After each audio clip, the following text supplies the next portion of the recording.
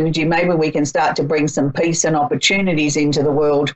And, we can get governments to start to settle down and really listen to them instead of feathering their own nests for a change. I know here in Australia we've got an up-and-coming election in the next couple of weeks, and quite frankly, I'm sick of it. I think as just about everybody else is too. A lot of people are tuning out and really not paying attention to the politicians because they've peddled their wares a little bit too long. So if you're anywhere else in the world and you're facing election, you need but some old-fashioned honesty would go a long way with the voting public.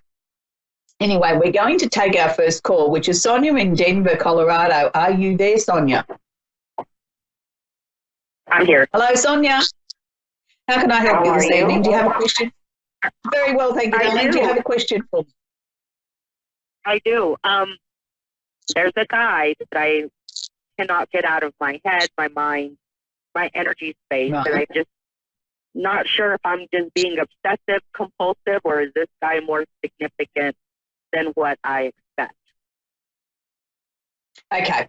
When somebody doesn't leave your mind like that and you're not deliberately getting out of your bed and particularly thinking about that person, you didn't get out of bed and say, right, I'm going to think about Fred today all day and I'm determined to do that. But when they keep coming into your head, it usually means the connection is not finished.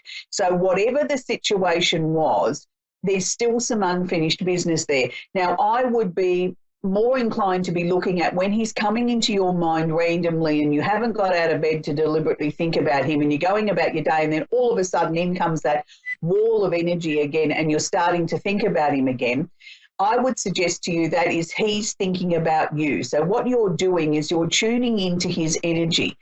I feel he was the one that's still sort of looking what I would term as regretful over the fact that the situation has ended, and I feel he's sort of trying to work out a delicate way that maybe he could get in contact with you and maybe resolve this.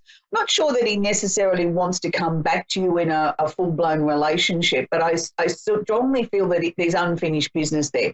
So, no, you're not being OCD. You're not sort of wishful thinking. This is very real. I mean, when something haunts you like this and you try and push it away and you do your best to push it away, then you know that you're tapping into their energy.